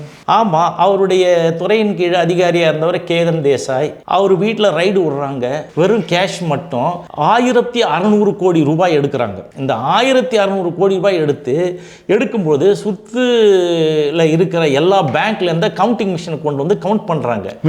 மிஷினில் கவுண்ட் பண்ணி மாலலை. அதுக்கப்புறம் என்ன பண்ணாங்க, 3 மாவட்டங்களில் இருக்கிற போஸ்ட் ஆஃபீஸில் வேலை செய்கிறவங்களை கூப்பிட்டு வந்து நோட்டை எண்ணி அப்புறம் பண்டில் பண்ணி எடுத்துன்னு போகிறாங்க. 1600 கோடி ரூபாய் ஊழல் ஒரு இடத்துல பிடிச்சது. இந்தியாவில் இதுவரையும் அவ்வளோ எங்கேயும் கிடையாது. அதுக்கப்புறம் கோல்டு, அதே வீட்டில் 7000 கிலோ, 7 டன்னு லாரியில் ஏற்றின்னு போகிறாங்க, அங்கே பிடிச்சாங்க. அது ஊர் உலகமே தெரியும். அந்த கேஸு தான் பாட்டியாலா கோர்ட்டில் நடக்குது. அந்த கேஸுக்கு தான் இப்போ கூட வின்டர் செஷனுக்கு பார்லிமெண்ட்டுக்கு போயிட்டார். அவன் தான் தின் அட்டண்டன்ஸ் இந்தியாவிலே போகாத ஆள், போய் இந்த கேஸுகளை சரி பண்ணுறதுக்காக போயிட்டு வர்றாரு. இப்போ ராம்தாஸ் வந்து துபாய் கண்ட்ரி எவ்வளோ தனி ஃப்ளைட்டில் போகிறாரு. அடுத்த வேலை சோத்துக்கு வழி இல்லாதவர், காடு வெட்டி குருவுக்கு வந்து வைத்திய பார்க்காதவர், அவர் போறாரு. குருக்கு ட்ரீட்மெண்ட் செலவு பண்ணல ஐயா? எங்கே சார் யார் பண்ணது? ஐயா அவன் சின்ன அவன் பண்ணல. ஒன்றும் இல்லை, ஒன்றை வந்து அவன் மேலே வச்சிருந்த அந்த மாஸ்க்லாம் பிடிங்கி போட்டு அப்படியே பேட்டி கொடு, நீ ஒழுங்காக இருக்கிற மாதிரி காமியா 5 நிமிஷம் நடினா எடுத்து மாட்டினோன்னு தான் செத்து போட்டான். சரி ஓகே, இப்போ மருத்துவ கொலை பண்ணது யார்? அவங்க குடும்பம் சொல்லுதே. அவங்க வீட்டுக்கு போய் பார்த்துட்டு, ஐயா நாங்கள் ஒன்றும் இல்லாமல் இருக்கிறோம், எங்களுக்கு ஏதாவது உதவி பண்ணுங்க, நாங்கள் வாழணும். அவர் இல்லை எங்களுக்கு யார் கேட்டது? அவங்க ஒய்ஃபு, அவங்க தங்கச்சி, ஐயா அவங்க பையன் கொடுப்பார், அல்வா கொடுப்பார், எல்லாருக்கும் தான் கொடுப்பார். என்னங்க சொல்கிறீங்க? ஆமாம். என்ன சொன்னார், நானே வெளியே வந்து தென்னை மரத்தெல்லாம் அங்கே இருக்கிறது இல்லையா, தென்னை மரத்தை காமிச்சு இந்த இளநீர் இந்த தேங்காயை விற்று அதில் இருக்கிற மட்டை உழுது இல்லை, அந்த மட்டையை ஊற்றி சாப்பிட்டுக்கிறேன், என்கிட்ட வந்து காசு அப்படியே சாப்பிட்றாரு ஐயா? ஆமாம், அப்படி தான் சொன்னார். அப்படி தான் துரத்தி விட்டார். அவ்வளோ ஏழ்மையில இருக்கிறாரு? ஆமாம், அவ்வளோ ஏழ்மையில தான் இருக்கிறாரு. ஆனால் இப்போ பாரு, சார்ட்டர்ட் ஃப்ளைட்டில் போகிறாரு தனியாக, குடும்பம் சகிதமாக அவங்களுக்கு வந்து இருக்கிறாங்க இல்லையா, அவ்வளோ பேரையும் கூட்டுக்கணும், உதவியாளர் கூட்டுன்னு போயிட்டு வர. எங்கே போகிறாரு? துபாய்க்கு போகிறாரு. எதுக்கு போகிறாரு? பசுமை தாயகம். எதுக்கு போகிறாரு? Climate change. எதுக்கு போகிறாரு? இவர் முதலீடு பண்ணின நிறுவனங்கள் அங்கே இருக்குது துபாயில். இது இருக்குது இல்லையா, நம்ம எக்ஸ்பிரஸ் அவென்யூ மாதிரி பெரிய பெரிய நிறுவனங்கள் வச்சுருக்கிறாரு. அதெல்லாம் தாண்டினது அத்தனை 1000 கோடியில் வச்சிருக்கிறாரு. அதை போய் அப்படியே பார்த்துக்கிட்டு வர்றதுக்கு போகிறாரு. யார் வச்சுருக்கிறாரு?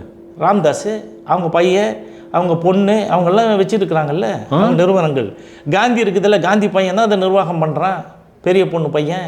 இதில் என்ன சார், நான் உண்மையை சொல்கிறேன், என்கிட்ட ஏதாவது போட சொல்லுங்கள் கேஸு, நான் பொண்ணெல்லாம் தப்புன்னா சொல்ல சொல்லுங்கள், மீதிக்கெல்லாம் எதிர்றீங்கல்ல. இப்படிலாம் சொல்கிறீங்க.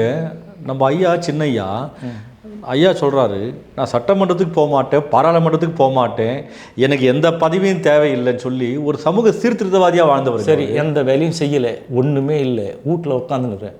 உனக்கு எப்படி இத்தனை 1000 கோடி ரூபாய் சொத்து வந்தது, இத்தனை லட்சம் கோடி? ஆமாம்ல.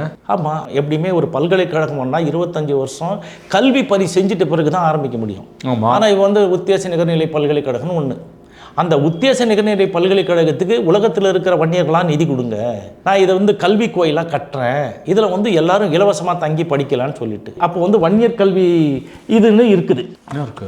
இது வந்து வன்னியர் கல்வி அறக்கட்டளை உத்தேச நிகர்நிலை பல்கலைக்கழகம். எவனாவது இந்த வார்த்தையை கண்டுபிடிச்சி போட்டான். போட்டு இருக்கிறவங்க எல்லாரும் தாலி விற்று, சரி நம்ம கோயில் ஒன்று இருக்குது, நம்ம படிக்க தானே கொடுக்குறோன்னு கொடுத்தான். உத்தேசம்னா என்ன அர்த்தம்? உத்தேசம்னா அனுமானம், எதிர்காலத்தில் வரும் பல்கலைக்கழகம் ஆகும்னு. இதுக்கு வந்து என்ன பண்ணுற, நிதி கொடுங்க, உலகத்தில் இருக்கவங்களாம் கொடுங்க. எல்லாரும் நிதி கொடுக்க முடியலையா, நீ செங்கல் கொடுங்க, கம்பி வாங்கி கொடுங்க, கொஞ்ச நாள் வந்து வேலையாக செஞ்சுட்டு போங்க அப்படின்னு கூப்பிட்றாரு. அப்படி கூப்பிட்டாரு. எல்லாரும் வந்து வேலை செஞ்சாங்க. எவ்வளோ ஒரு புது அக்கறை பாருங்க, சமூக பொது அக்கறை. ஆமாம். இது வந்து ராமதாஸ் கையெழுத்து போட்டு நிதி கொடுங்க. அவர் வந்து ஒன்றுமே கிடையாது அவர்கிட்ட. பாவம். இந்த அறக்கட்டளை உலகமெங்கும் இருக்கின்ற அனைத்து வன்னியர்களின் பொது சொத்தாக விளங்கும். எவ்வளோ பெருந்தனம் பாருங்க மனுஷன். இந்த நிதியை திரட்டி அறக்கட்டளையின் சார்பாக தன்னலமற்ற நமக்கு சேவை செய்து வரும் நம் முக்கிய உறவினர்கள் நிதி வேண்டி தங்களிடம் வருவார்கள். தங்களுக்கும் தங்களை சேர்ந்தவர்களுக்கும் தாராளமாக நிதி உதவிட வேண்டும் என வேண்டுகிறேன், அன்புடன் வேண்டுகிறேன். நமது பல்கலைக்கழகத்திற்கு ஒரு வகுப்பறையோ அல்லது ஒரு பகுதியையோ, ஒரு பிளாக், ஒரு தனிநபரோ அல்லது குடும்பத்தினரோ அல்லது ஒரு பகுதியைச் சேர்ந்தவர்களோ கட்டி கொடுத்தால் அதற்கு அவர்கள் பெயர் அல்லது அவர்கள் குடும்பத்தார்கள் பெயரோ அல்லது அவர்கள் விரும்பும் பெயரோ வைக்கப்படும். அவர்கள் புகைப்படமும் வைக்கப்படும். கல்வெட்டிலும் அவர்களின் பெயர் இடம்பெறும். என்ன பெருந்துன மனுஷன். இந்த மாதிரி எனக்கு தெரிஞ்ச உலகத்திலே யாரும் இல்லைங்க. ஒரு நிதியை வாங்கி அது வன்னிய சமுதாய மக்களுக்காக கட்டி அந்த இடத்துல யார் அதிகமாக தராங்களோ அவங்க பேரு, போட்டோ, கல்வெட்டில் பேரு. அது மட்டுமா விட்டாரா, 25,000க்கு மேல் நிதி அளிப்பவர்களின் புகைப்படங்கள் கல்லூரியின் பிரதான இடத்தில் வைக்கப்படும். கல்வெட்டிலும் அவர்கள் பெயர் இடம்பெறும். என்ன பெருந்தன மனுஷன். அப்புறம் 5,000க்கு மேல் நிதி அளிப்பவர்களின் பெயர் கல்வெட்டில் இடம்பெறும். நிதி உதவியாளர்கள் அனைவரின் பெயர் பட்டியல் ஒன்று எல்லோர் பார்வையில் கல்லூரியில் வைக்கப்படும். நிதி உதவியாளர்களின் பரிந்துரைகளுக்கு தகுந்த மதிப்பு அளிக்கப்படும். சரித்திரம் படைக்க போகும் இந்த திருக்காரியத்தின் ஒவ்வொரு சொந்தமும் தங்களால் இயன்ற அளவு மனம் முகந்து நிதி வழங்கி தங்கள் பெயரையும் பதிவு செய்து கொள்ள அன்புடன் கேட்டுக்கொள்கிறேன். சரித்திரம் உள்ளவரை தங்கள் பெயர்கள் நிலைத்திருக்கும். நம் சந்ததியினர் தங்களை வாழ்த்தி பெருமை அடைவார்கள். நிதி உதவி செய்பவர்களுக்கு வருமான வரி சட்டம் 80G வரி சலுகை உண்டு. இது நமக்கு தெரியாத விஷயங்கள். ஆமா, நிதியை ரொக்கமாக வழங்கலாம், காசோலையாகவோ அல்லது கேட்பு காசோலையாகவோ கொடுக்க விரும்புகிறவர்கள் வன்னியர் கல்வி அறக்கட்டளை திண்டிவனம் என்ற பெயரில் எடுத்து அனுப்பவும். ஏங்க, அவர் சொந்த பேர்லயா கேட்டாரு? இவ்வளவு பெருந்தன்மையா, இவ்வளவு வெளிப்படைத்தன்மையா? இந்த மாதிரி எனக்கு தெரிஞ்சு யாரும் இல்லைங்க, இந்த உலகத்திலே யாரும் இல்லைங்க. டாக்டர் ராமதாசன் கையெழுத்து போட்டிருக்காரு. வன்னியர் கல்வி அறக்கட்டளை தேச நிகர்நிலை பல்கலைக்கழகம். சூப்பருங்க. ஐயானா ஐயா தாங்க. ஆமா, ஐயானா ஐயா தான். ஆரம்பிக்கும் பொழுது வன்னியர் கல்வி அறக்கட்டளை இதெல்லாம் போர்டு இருந்தது. முதல்ல. ஆமாம். இப்போது நான் வந்து வழக்கு போட்டு தமிழகத்திலே இருக்கிற எல்லா வன்னியர் முன்னோர்கள் செல்வந்தர்கள் விட்டு சென்ற சொத்துக்களை எல்லாம் ஒரு குடையின் கீழ் கொண்டு வந்து 240 அறக்கட்டளைக்கு ஒரு வந்து வாரியம் அமைத்தேன். அந்த வாரியம் வந்து நீங்கள் பார்த்தீங்கன்னா 200 லட்சம் கோடி ரூபாய் இருக்குது வன்னியர்களுக்கான சொத்து. அதெல்லாம் ஒரு ஜனாதிபதி கையெழுத்து போட்டு 44வது சட்டமாக 2018 கொண்டு வந்தேன். அதில் வந்து ராமதாசனுடைய இந்த அறக்கட்டளை சொன்னார் இல்லையா, வன்னியர் கல்வி அறக்கட்டளை 58வது லிஸ்ட்டில் இருக்குது. அவர் என்ன பண்ணார், இப்போ ரீசண்டாக வந்து பேரை மாற்றிக்கிட்டார். பேரை என்ன மாற்றி வைக்கிறாரு, வன்னியர் கல்வி அறக்கட்டளை. இது பழைய போர்டா?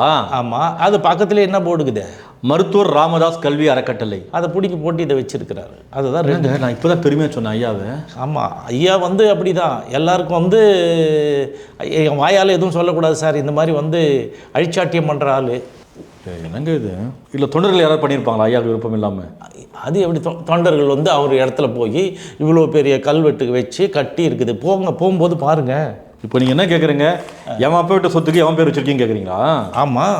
நம்ம ஐயாவா இப்படி பண்ணார்? ஆமாம் ஆமாம். வன்னியர் சமுதாயம் இருக்குல்ல, ஆமாம். இது இப்படியே போனால் அப்போ தான் ராமதாஸ் சமுதாயம் மாறிடும் பொழுது. இப்போ அங்கெல்லாம் யாரும் வர முடியாது, யாரான்னு கேட்குறாங்கல்ல. சரி, இப்போது இந்த துப்பாக்கி சூட்டில் இறந்தாங்கல்ல, ஆமாம், அவங்களுக்கு ஏதாவது முக்கியத்துவம் கொடுத்துருக்காரு ஐயா? என்ன கொடுத்துருக்குறாரு? என்ன தாலி எடுத்து முண்டுச்சிங்களா, இங்கே ஏன் வரீங்கன்னு துரத்தி அடிக்கிறேன். தியாகிகளுடைய குடும்பங்கள்லாம் போய் இந்த துப்பாக்கி சூட்டில் இருந்தாங்களே. ஆமாம், இது 25 பேருங்க. 25 பேரா? அவங்க வந்து 18 16 ஆமாம். காரி துப்பி இதெல்லாம் என்னடா தப்பு, அவங்களுக்காக ஒரு புத்தகம் போட்டு முதல்வர் வச்சு வெளியிட்டு வரலாறு எழுதி 25 பேர் செத்து போனாங்க அப்படின்னு சொன்ன பிறகு இப்போ வந்து 25, அது கூட பாருங்கள் 21 பேருக்கு தான் மணிமண்டபம் கட்டுறாங்க. நான் வந்து முதல்வரை பார்த்தேன், என்னங்க கலைஞர் வந்து எல்லாருக்கும் இது கொடுத்தாரு, ஒரு சான்றிதழ் மாதிரி ஒரு மடல் கொடுத்துருக்கிறாரு, சமூக நீதி போர் வீரர்கள் கொடுத்துருக்காரு, 25 பேர் கொடுத்துருக்காரு, 25 பேருக்கு நிதி கொடுத்துருக்கிறாரு, பென்ஷன் 3000 ரூபாய் கொடுத்துருக்கிறார், 3 லட்சம் ரூபாய் அந்த காலத்திலே வந்து கருணை தொகை கொடுத்தாரு. இப்போ நீங்கள் ஏங்க கம்மியாக பண்ணுறீங்கன்னா அதை நான் உடனே பண்ணுறேன்னாரு. அது வந்து பொன்முடி அந்த மாதிரி வேலை பண்ணி பண்ணுறாரு. சரி, ஓகே. அது இருந்தாலும் 25 பேருங்க செத்து போகிறவங்க, இதில் யாரையாவது ராமதாஸுக்கு தெரியுமா, இல்லை யாருக்காவது உதவி பண்ணியிருக்காரா? இந்த காடு வெட்டி குரு குடும்பம் போய் கேட்டால் மாதிரி இவங்கள்லாம் போய் பார்த்து அவரை கேட்பாங்க, இந்த மாதிரி வந்து ஏதாவது உதவி பண்ணுங்க, நாங்கள் சிரமம் பண்ணுறோன்னா தாலி எடுத்து முண்டச்சுங்க, இங்கே வரக்கூடாது, ஓடிப்போ அப்படின்னு துரத்தி அடிச்சோம். அப்படியே சொல்கிறாரு. இதை விட கேவலமாக பேசுவாங்க ஐயாவா. நம்ம அச்சில் ஏற்ற முடியாத வார்த்தைகள்லாம் பேசுவோம். ஐயாவா அப்படி சொல்கிறாரு. ராமதாஸனுடைய வேலையாக தானே. யாரை பற்றி பேசலை, இவரை பற்றி என்ன பேசுனாங்க? இவரை நம்ம முதல்வர் வந்து எவ்வளோ கேவலமாக பேசினாரு. முதல்வர் தானங்க அப்படி பேசினாரு. யாருங்க? ராமதாஸுக்கு மரியாதை இல்லாமல், ஐயாவுக்கு மரியாதை இல்லாமல். என்ன ஐயாவுக்கு மரியாதை இல்லாமல் பேசுகிறேன்? என்ன இவருக்கு சாதனை பண்ணி கீழ்ச்சி கத்தையை கட்டிட்டாரு, இவருக்கு போய் மரியாதை கொடுத்து அன்புமணி பேசுகிறாங்க. 8 கோடி 40 லட்சம் பேருக்கு மக்கள் முதல்வருங்க. நீ எனக்கு பிடிக்கலன்றது இல்லை. என்ன பண்ண, நான் என்கிட்ட வரணுமா, நான் வந்து கேட்கணுமா, எனக்கு உனக்கு எது ஈனமான ஒன்றுமே கிடையாது, நீ வந்து அவமானப்பட போறியா? நீ அவமானப்படனா சத்தியம் பண்ணி 5 சத்தியத்தை ஒன்று கூட கடைப்பிடிக்கல, நீ தூக்கில் மாட்டி தொங்கணும். நீ வந்து பேசுகிற என்ன சத்தியம்? 5 சத்தியம். நானும் என் மகனும் எந்த காலத்திலும் சங்கத்துக்கோ கட்சிக்கோ வரமாட்டோம். ஆமாம். 2வது, நான் என் சொந்த செலவில் தான் வருவேன், சொந்த செலவில் தான் போவேன். சத்தியம் 2. எல்லாம் அங்கே அம்மா மீது சத்தியம். 2 லட்சம் அம்மா இருக்காங்களா அந்த அம்மா. அப்புறம் 3வது வந்து என்ன சத்தியம், 1000 கோடி பணம் கொடுத்தாலும், இந்திய நாட்டினுடைய ஜனாதிபதி பதவி கொடுத்தாலும் ராமதாஸ் விலை போக மாட்டார், பிரதம மந்திரி உட்பட. ஸோ இந்த மாதிரி இது யார் என்ன வந்தாலும் சரி, இந்த சமுதாயத்துக்கு என் கால் தூசுக்கு சமம், அதெல்லாம் விட மாட்டேன், இப்படி போராடுவேன், இந்த சத்தியம், இந்த மாதிரி சத்தியமாக பண்ணி அவ்வளோதான். இது தவிர்த்து என்ன பண்ணியிருக்கிறாங்க? தமிழக முதல்வர் ஸ்டாலின் பேசுறது தப்பு தானே. நான் சொல்கிறேங்க, அறிக்கையே உனக்கு என்னன்னு தெரியாது, நீங்கள் போய் கேளுங்க. அறிக்கை எழுதி கொடுக்குற யார், இதை பண்ணுறது யார்? பாவேந்தன். அவர் தான் பண்ணுறாரு. அவர் அங்கே இருக்கிறாரு, அசோக் நகரில் இருக்கார். அவர் தான் இவங்களுக்கு, அவர் வந்து உடம்பு சரியில்லாமலோ இல்லை வேறு எங்கே ஊருக்கு போனாலும் அறிக்கை வராது, ஒன்றும் வராது. இவங்க என்ன தெரியும், எல்லாம் மறந்து போச்சு, என்ன சொன்னாலே கேட்குறதே தெரியலையே. 2 மணி நேரத்துக்கு முன்னாடியே சொல்லிக்கினே இருக்கணும். இப்போ வன்னிய சமுதாய மக்கள்லாம் பொங்கி எழுந்திருக்கிறாங்க, ஐயாவை பற்றி பேசிட்டாங்கன்னு. என்ன பொங்கி, 10 பேர் ஓடுறான். அதில் ஒருத்தன் வந்து விழுப்புரத்தில் கைதாகிறான், அவன் மாவட்ட செயலாளர், அவன் 2 வீலர் அங்கேருந்து அடைச்சி வைக்கிற இடத்துல பயந்து ஓடியாந்து இங்கே திண்டிவனத்தில் வந்து போராட்டம் பண்ணுறான். அங்கே ஒரு 20 பேர் எவனையும் கைது பண்ணுறதுக்கு யாரும் வரலையே. வேலூரில் போராட்டம் நடந்துதா? இல்லை. அப்புறம் அன்புமணி அப்பயே சொன்னார், டெல்லியில் என்ன சொன்னார் தெரியுமா, ஐயாவை பற்றி இப்படி பேசிட்டாரு, அவமானப்படுத்திட்டாரு, தொண்டர்களை எங்களால் கட்டுப்படுத்த முடியாது, அவங்க சும்மா இருக்க மாட்டாங்க, அப்பயே சொன்னார். இப்போ வந்து அந்த 10.5% கேட்கும்போது என்ன நடந்தது? எல்லாம் வந்தாங்க ட்ரெயினில், உற்சாகமானம் கொடுக்குறது, உணவு கொடுக்குறது, ஒரு காசும் கொடுத்துட்டு அவங்கள வந்து ஒரு அமக்கலம் பண்ண சொல்லி பண்ணிங்க இல்லைங்களா? அது நடந்தது. எங்கே வந்து கல்யாண மண்டபத்தில் அடிச்சிங்க ட்ரெயின். அவனும் நம்மளை மாதிரி தானுங்க, அவனை விட்டு அடிக்கிறியா, கல்லை விட்டு அடிக்கிறியா, அது என்ன தப்பு இல்லையா? மனிதனே நீ சரி, உங்கள் பேரில் 35,568 வழக்கு போட்டானுங்க. இந்த இளைஞர்கள் தான். எவன் பேர்லேயும் வழக்கிலேருந்து தப்பிக்க முடியாது, வேலைக்கே போக முடியாது. அப்புறமா போய் என்ன பண்ணுறீங்க, இந்த 4 பேர் வந்து ஸ்டாலின் காலில் விழுந்து முதல்வர் இந்த 35,568 வழக்குகளை தள்ளுபடி பண்ணீங்கன்னு கேட்குறீங்க. என்ன என்ன கேட்டாரா? என்ன கேட்டேன், கெஞ்சி கேவலப்பட்டு போல. இப்போ என்ன இப்படி பேசுனாரு? அவர் பேசுவார், இவர் என்ன இருங்க இப்போ ஒன்று பேசுனாருங்க, அவ்வளோ தைரியமாக பேசுகிறேன். நானே பார்த்துட்டேன். நான் இப்போ டிஎம்கே ஆட்சி கழிச்சிட்டு வர சொல்லியிருக்காரு. நானே பயந்துட்டேன் ஐயாவுக்கு இவ்வளோ செல்வாக்கு இருக்கான்னு. ஆனால் இந்த ஊம ஜனங்கள் இன்னும் ஒரு 2 மாதத்தில் பேச போகிறாங்க. ஊமை ஜனங்கள் பேச போகிறாங்க. எப்படி பேசுவாங்கன்னா, நாடே கிடுகிடுக்க, நாடே ஸ்தம்பிக்க. அதான் கிடுகிடு போராட்டத்தை குடுகுடுக்கிடம் அறிவிக்கிறான். இவ்வளவு தைரியம் துணிச்சல் எப்படி வந்ததுன்னு மற்றவங்க பேச, ஆட்சியில் இருக்கிறவர்களுடைய அவர்களுடைய இது சாய குடை சாய கோலோச்சுவது போதுமடா சாமி என்று விட்டு ஓட இந்த ஊமை ஜனங்களுக்கு தைரியம் வர அவர்கள் பேச போகிறாங்க. இந்த நாடு பார்க்க போகுது, இந்த நாடு தாங்காது. ஏன் எங்கள் அப்பாவும் விட்டு சொத்தியா நாங்கள் கேட்குறோம் 10.5. இது எங்க நாடு, எங்க பூமி, எங்களால் வளர்ந்தது, எங்க மண்ணு. உனக்கு இங்க என்ன வேலை? அதாங்க அவங்கள வந்து தூண்டி விட்டு வேலை பார்க்குறாரு. இந்த ஜாதி வந்து உணர்ச்சி வயப்பட்ட ஜாதி. உனக்கு இங்க என்ன வேலை? உனக்கு இங்க என்ன வேலை? உனக்கு இங்க என்ன வேலை? உங்ககிட்ட போய் நான் 10.5 நான் கேட்கணுமா? எனக்கு அவமானமா இருக்கு. உன்னை போய் கோட்டையில நான் சந்திக்கணுமா? எனக்கு அவமானமா இருக்கு. எனக்கு என்னவோ இவர் பேசுறது பார்த்தா இனிமேல் எந்த காரணத்தை கொண்டு எந்த சூழ்நிலையிலையும் தமிழக முதல்வர்கிட்ட போயிட்டு கேட்க மாட்டார் நினைக்கிறேன் 10.5. ஏன்னா மானச மனுஷன், வைராக்கியம் உள்ளவர், வார்த்தை மீற மாட்டார். இப்போ கோவம் வந்துச்சு, கோவம் உச்சத்துக்கு போகுது. அப்படிங்க அடுத்தது என்ன சொல்றாரு பாருங்க. ஆக ஏதோ நடக்க போகுது, ஐயோ நடத்தி காட்ட போறோம். ஐயோ அண்டம் கிடுகிடுன்னு நடுங்க போகுது. இப்போ இப்படி பேசிட்டாரு, ஏதோ பண்ணிட போறாரு, திமுக ஆட்சி கழிச்சிட போறாரு. ஏதோ பேசி சமாதானப்படுத்தலாமா ஐயாவை? ஏங்க வயசான காலத்தில் குடு கிழமை கிடுக்கிடுன்னு ஏதோ போராட்டம் அறிவிக்கிறான்னு அதை பேசிட்டு ஒரு சீரியஸாக பேசிட்டு இருக்கீங்க. திமுகனா எல்லாம் இந்த மாதிரி எத்தனை பேரை பார்த்துருப்பாங்க. கட்சி இத்தனை ஆண்டு நடந்து எவ்வளோ பெரிய ஆளுகள்லாம் பார்த்துட்டு வந்திருப்பாங்க. ஐயா சின்னையா ஐயா ஒன்று சொன்னாங்க. கலைஞர் கருணாநிதி இறந்த பிறகு மெரினாவில் இடம் கிடைப்பதற்கு காரணமே ஐயா தான். ஆமாம், அவருடைய சேவை கிடையாது, அவர் முதலமைச்சராக இருந்தது கிடையாது, அவருக்கான தகுதி கிடையாது. எத்தனை புத்தகங்கள், எத்தனை சேவைகள், எல்லா விதத்திலையும் சேவை செஞ்சவர். மிக மிக பிற்படுத்தப்பட்ட சமுதாயத்தில் வந்து ஒருத்தர் எழுந்து நின்று எல்லா வேலையும் பார்க்குறான், சமூக நீதியை பார்க்குறான், சாமானியனுக்கான கட்சி நடத்துகிறவர், சகோதரத்துவத்தை போற்றுகிறவர், சமத்துவத்தை நடத்தினவருக்கு வந்து இவர் தயவில் தான் வந்து அப்படியே கீழ்ச்சி கத்த கட்டிக்கிட்டாங்க. ஏன் சார் நீங்கள் வேறு? அவன் தான் சொல்கிறானே, எங்க அண்ட புழுகு, ஆகாச புழுகு, இது ராமதாஸ் புழுகு, இது என்ன சார் பண்ணுறது? புழுகிறதுனே பிறந்தவன், புழுகுனுடைய வடிவம். நீங்கள் எது எடுத்தாலும் உண்மை என்னைக்காவது பேசியிருக்கிற மாதிரி. ஆனால் நீங்கள் இன துரோகி. நான் வந்து இந்த நீங்கள் இன துரோகி ஐயாவை பற்றி சின்னையா பற்றியோ தப்பு பேசுகிறீங்க, அப்போ தான் பழிய போடுறீங்க. யோசிச்சு பாருங்க, கலைஞர் கருணாநிதி, முன்னாள் முதல்வர் கருணாநிதியால் தானே நம்ம வன்னிய சமுதாய மக்கள் தண்டிக்கப்பட்டது. வன்னிய சமுதாய மக்கள் வந்து பிரச்சனைக்கு ஆளானாங்க. ஏங்க வன்னிய சமுதாய மக்களுக்கு கருணாநிதி தான் செஞ்சாரா? ஒன்று செஞ்சாரா? செத்து போன தியாகிகளுக்கு 3000 ரூபாய் யார் கொடுத்ததுங்க? யார் கொடுத்தது? கலைஞர் கொடுத்தாரு. யார் கேட்டது? நான் கேட்டேன், அவர் கொடுத்தாரு. அது ஆமா, முறை சொல்லி முதல் பக்கத்திலே வந்திருக்குது. அந்த காலத்துல வந்து செத்து போன நிதினா 25,000 தான். ஆனா அவர் 3 லட்சம் ரூபாய் கொடுத்தாரு. எம்ஜிஆர் ஆட்சி காலத்துல துப்பாக்கியால் சுடப்பட்டது, கருணாநிதி ஆட்சி காலத்துல 3 லட்சம் கொடுத்தாரா? நீங்க யார் வேணாலும் கேளுங்க, அந்த தியாகியாவது. நன்றி கட்டவன் யாரு? நன்றி கட்டவன் யாரு? மக்கள் தான். அவங்க வந்து நினைச்சு பார்க்கணும். நான் தானே சொல்றேன். ஏங்க அப்ப வன்னிய சமுதாய மக்கள் பார்த்தீங்கன்னா நன்றி கடன் பட்டிருக்காங்க கருணாநிதிக்கு. ஆமா, உண்மை தானே. இடஒதுக்கீடு யார் கொடுத்தாரு? எம்ஜிஆர் தானே கொடுத்தாரு. கலைஞர் கொடுத்ததுங்க. ஏங்க நீங்க வேற? அப்ப என்னங்க ஒட்டுமொத்தமாக வன்னிய சமுதாய மக்கள் நன்றி கடன் பட்டிருக்காங்க கருணாநிதி. ஆமா, இன்னும் கூட செஞ்சிருக்காரு. அதையும் சொல்றேன் கேளுங்க. என்ன பண்ணா 2 லட்சம் பேர் மீது வழக்கு. அப்போ அந்த வழக்கு போயிட்டு நான் கேட்குறேன் கலைஞர்கிட்ட, என்னங்க 2 லட்சம் பேர் மேலே வழக்கு இருக்குது, கோர்ட்டுக்கு வந்துட்டு போகிறாங்க அப்படின்னு சொல்லிட்டு உடனே என்ன பண்ணார், 2 லட்சம் பேருக்கு மேலே இருந்த வழக்குகளை தள்ளுபடி பண்ணவர் அவர் தான். ரத்து பண்ணிட்டாரா? ஆமாம், ரத்து பண்ணிட்டாங்க. இல்லைங்க இல்லை, இதனால தான் அப்போ ஒட்டுமொத்த வன்னிய சமுதாய மக்களும் கருணாநிதிக்கு நன்றி கடன் பட்டிருக்கீங்க. மறுபடியும் சொல்கிறேங்க, இது மட்டும் இவ்வளோ பெரிய விஷயம் செஞ்சுருக்கிறாருங்க. இது மட்டும் இல்லைங்க, இதே வேலூர்லேருந்து நான் வந்து சென்னை நோக்கி நடைபயணம் எதுக்கு போனேன், 5 பேர் குண்டாஸில் போட்டாங்க. யாரை போட்டாங்க? பூத்தா அருள்மொழி, பூத்தா இளங்கோவன், வாழைச்செல்வன் அவர் வந்து நெய்வேலி வாழைச்செல்வன் அவர் வந்து திருச்சி சிறைச்சாலை, அருள்மொழி வந்து மதுரை சிறைச்சாலை, இளங்கோவன் வந்து கோயம்புத்தூர் சிறைச்சாலை, அதற்கு அடுத்தது வந்து அகரபாளையம் ராஜேந்திரன் வேலூர் சிறைச்சாலை, இன்னொருத்தர் வந்து தாராசிங் பேர் அப்படி வச்சுட்டாங்க, தாராசிங் வந்து இது வேலூர் சிறைச்சாலை. இந்த எல்லா ஜெயிலுக்கும் போனவன் யார்? நானா ராமதாஸா? கலைஞர்கிட்ட சொல்லி இவங்கெல்லாம் சமூக நீதியினுடைய தலைவர்கள் வந்து தள்ளுபடி பண்ண ஆக்ஷன் ட்ராப் பண்ணார். ஆக்ஷன் ட்ராப் பண்ணும்பொழுது எங்களை வந்து பேசி அனுப்பிட்டார். நான் போயிட்டு திரும்பின உடனே ஆள் விட்டு போலீஸ் விட்டு எங்களை கூப்பிட்டு வந்துட்டார். பாருங்கள், இவங்க பேரில் இருக்கிற வழக்குகள்லாம் நான் தள்ளுபடி பண்ணி குண்டாஸில் எடுத்துறேன், ஆனால் அவங்க பேரில் ஏற்கனவே வேறு ஏதாவது வழக்கு இருந்தால் அதுக்கெல்லாம் பெயில் மூவ் பண்ணிக்க. எனக்கு அப்போ தெரியல. அவர் சொன்னேன், இல்லைங்க, இவ்வளோ பண்ண திமுக ஆட்சி அசிங்கமாக பேசுகிறாங்க. இப்போ நன்றியே இல்லையாங்க? அப்போ ஏங்க நான் ஒன்று கேட்குறேன், ஒட்டுமொத்த வன்னிய சமுதாய மக்கள் ராமதாஸ் பக்கம் நிற்கிறாங்கன்னு சொல்கிறாங்க. யாருங்க 3 கோடி பேருங்க என்னங்க ஓட்டு வாங்கியிருக்கா மாதிரி? 1.8 கூட கிடையாது. சும்மா கட்சி இல்லையா? கழுதை தெரிஞ்சு கட்டுற மாதிரி ஒன்றும் இல்லாமல் போச்சு. அவள் தான் சொல்லணும், பாருந்தோ வச்சிருக்கிறேன் பாருன்ற எல்லாம் போச்சு. நான் ஒன்று கேட்குறேன், எத்தனையோ கட்சி இருக்காங்க, எல்லாரும் ஆர்ப்பாட்டம் பண்ணுறாங்க, போராட்டம் பண்ணுறாங்க.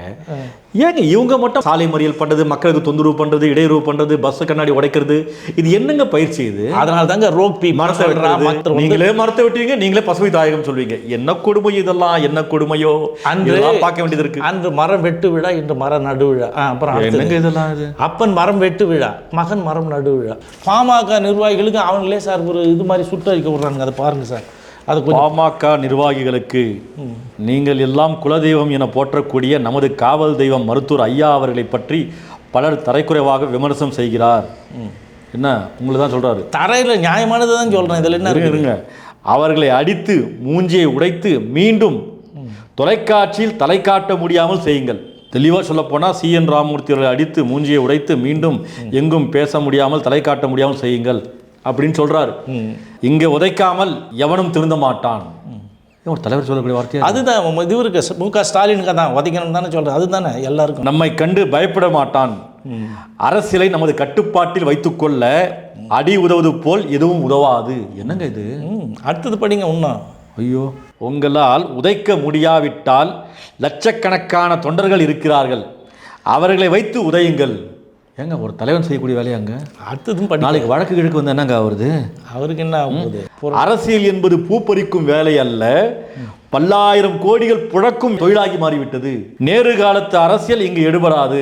நேரு காலத்து அரசியல் தான் அகிம்சை. ஆமாம். மருத்துவர் ஐயா அவர்களை விமர்சனம் செய்பவர்களை ஒன்றும் செய்ய முடியாமல் இருந்தால் சாதாரண மக்களுக்கு, வன்னியர்களுக்கு ஆபத்து என்னும் போது யார் பாதுகாப்பது? அப்படின்னா இல்லை, அவருக்கே பாதுகாப்பு இல்லைன்னா மீதி சமுதாயத்துக்கு யாரு? 2026இல் MLA சீட்டு வேண்டும் என்பவர்கள் மருத்துவர் ஐயா அவர்களை தவறாக பேசும் நபர்களை ஆளுக்கு தலா ஒரு யூடியூபரையாவது பத்திரிகையாவது அடித்திருக்க வேண்டும். அதான் தகுதி. அப்போ நம்மளை அடிச்சா MLA சீட்டா? ஆமாம், அதான் சொல்கிறேன். நம்மளை அடிக்க வர்றவங்க MLA சீட்டு, கட்சியில் பதவி. கடைசியில் உங்கள் கூட என்னையும் சேர்த்துட்டீங்க. இல்லை, நீங்களும் இப்போ சொன்னா அந்த பத்திரிகையாளரில் நீங்கள் தானே வரீங்க. நீங்கள் எல்லாம் வேறு ஏதாவது ஊடகவியலாளர் தானே. இதுதான் உங்கள் முதல் தகுதி. இது நீங்களாக அடிப்பீர்களா அல்லது ஆள் வைத்து அடிப்பீர்களா? அது உங்கள் விருப்பம். சலுகை வேறையா? சலுகை. ஆமாம். மானம் மரியாதை இழந்து அரசியல் செய்ய வேண்டிய அவசியம் இல்லை. மானத்தோடு செய்யணும். எப்படி? சிங்கம் கூட்டம் முயல்களைப் போல வாழக்கூடாது. நல்ல வேலை நாய்கள் போல சொல்லியே. அதே மாதிரி தான் ஒரு யூடியூபரை வந்து அடிச்சு மூஞ்ச கிஞ்செல்லாம் பேர்த்து கை காலெல்லாம் உடச்சி எடுத்துட்டானுங்க. ஆமாம், இந்த பையன் அன்புமணி கூட இருக்கிறாரு. ஆமாம், அன்புமணி கூட இருக்கிறாரு. ஆள் தெரியாமல் அடிக்கிறான். பத்திரிக்காரனு யூடியூபர்னு அடிச்சு கை காலெல்லாம் உடச்சிட்டானுங்க. லபோதீபன் கத்திக்கின்னு. இப்போ வேறு என்ன பண்ணுறது இவங்களுக்கு? வன்னிய சமுதாய மக்கள் வந்து உயர்வான சிந்தனை கொண்டவர்கள், போர்க்குணம் கொண்டவர்கள், அடுத்தவர்கள் மீது அக்கறை கொண்டவர்கள், மனிதநேயம் கொண்டவர்கள், பிறர் மதத்தை மதிக்கக்கூடியவர்கள், எல்லோரும் ஒரு தாய் மக்கள் என்று எண்ணக்கூடியவர்கள் தான் வன்னிய சமுதாய மக்கள். ஆமாம், மற்றவர்கள் போல. ஆனால் அந்த சமுதாய மக்கள், அப்படி பார்க்கப்பட்ட சமுதாய மக்கள் இன்னைக்கு பஸ்ல கல்லை உடைக்கிறதும், மக்களுக்கு தொந்தரவு செய்வதும், மரத்தை வெட்டுறதும் இதெல்லாம் பண்ணும்போது ஒரு பயமா இருக்கு. இளைஞர்களுக்காக நான் சொல்றேன், வேண்டுகோளாக வைக்கிறேன். பாமகவும் வேணாம், அந்த வன்னிய சங்கம் வேணாம். வீட்டில் ஓய்வு எடுத்துட்டு உங்க வேலையை பாருங்கப்பா, முன்னேறதுக்கான வேலையை பாருங்க. அதே மாதிரி சமுதாய மக்களை எதிரி மாதிரி சித்தரிக்கிறீங்க. ஆமாம், அதனால தான் சொல்கிறேன். நீங்கள் வந்து எதிரி யாரு? அவங்க உங்களை மாதிரி கஷ்டப்பட்டு மேலே வர்றதுக்காக அவங்க பாடுபடுறவங்க. நம்ம கூட நம்மளோட வயலில் வேலை செய்கிற, பணி செய்கிற இடத்துல நம்மளை மாதிரி கஷ்டப்படுற ஒருத்தரும் கூட முட்டல் மோதல் போக்கு ஏன் கடைபிடிக்கிறீங்க? இப்போ தான் அந்த மக்கள் வெளியே வராங்க, கொஞ்சம் கொஞ்சமாக கஷ்டப்பட்டு போராடி. ஆமாம், அவங்கள போய்ட்டு எதிரியாக்கி இதில் அரசியல் ஆதாயம் அடைவதெல்லாம் ரொம்ப அசிங்கங்க. அசிங்கத்தின் உச்சம் அது. இல்லைங்க, இதனால உங்கள் சமுதாய மக்கள் தாங்க இழிவு. அதை தான் நானும் சொல்கிறேன், உறக்க சொல்கிறேன். யோசிச்சு பாருங்க, பஸ்ஸை உடைக்கிறது, மரத்தை வெட்டுறது, களை தூக்கி அடிக்கிறது, நடந்துக்கிறது, அநாகரிகமாக நடந்துக்கிறது, இதெல்லாம் பார்த்தா மக்களுக்கு மரியாதை வருமா? யார் பண்ணாலும் அது தப்பு தான், அநாகரிகமா. அது எந்த சமுதாயம் பண்ணாலும் தப்பு தாங்க. தப்பு தான். நம்ம சமுதாய மக்கள் பண்றாங்களே. அந்த இளைஞர்கள் வெறியூட்டப்பட்டு இருக்கிறார்கள். கொஞ்சம் பேர் ஏஜென்ட் மாதிரி இருக்கிறார், அவங்களுக்கு மாத சம்பளம் கொடுத்து வைத்திருக்கிறார்கள். சரி, ராமதாஸ் எல்லாரும் அடிச்சாரு, உங்களையும் அடிக்காம விட்டாரு? நம்மள தான் ட்ரை பண்ணாரு. 29 எஃப்ஐஆர் அவர் பேர்ல இருக்குது இல்ல. அடி வாங்கினீங்களா? இல்ல, அடிக்க வருவான், கண்ணாடி உடைக்கிறது, மிரட்டுறது எல்லாம் பார்த்தாச்சு. நான் தான் டே ராமதாஸ், நான் வந்து உன் தைலாவரம் தவிடு முடியாது, ஜாக்கிரதை, நீ உன் வேலையை பார்த்துக்க. பார்த்து இருங்க, நீங்க பாட்டு நிறைய பேசுங்கிறீங்க, என்னென்ன பேசுறீங்க. ஏங்க நான் அப்போ இருந்து பேசிட்டு இருக்கேங்க. அவர் என்ன பண்ண, அவர் தான் எனக்கு பாதுகாப்பாக இருக்கணும். ராமதாஸ் தான் ஏதாவது ஒன்று ஆச்சு அவனை தானே தூக்குவாங்க. சரி, கண்டிப்பாக இந்த நிகழ்ச்சியில் தங்களுடைய பொன்னான நேரத்தை ஒதுக்கி பல்வேறு கேள்விகளுக்கு மிகவும் அழகாக அருமையாக விளக்கமளித்தீர்கள். மிக்க நன்றி. நன்றி, வணக்கம். நேரிலே மீண்டும் அடுத்த நேருக்கு நேர் நிகழ்ச்சியில் சந்திப்போம். நன்றி, வாழ்த்துக்கள்.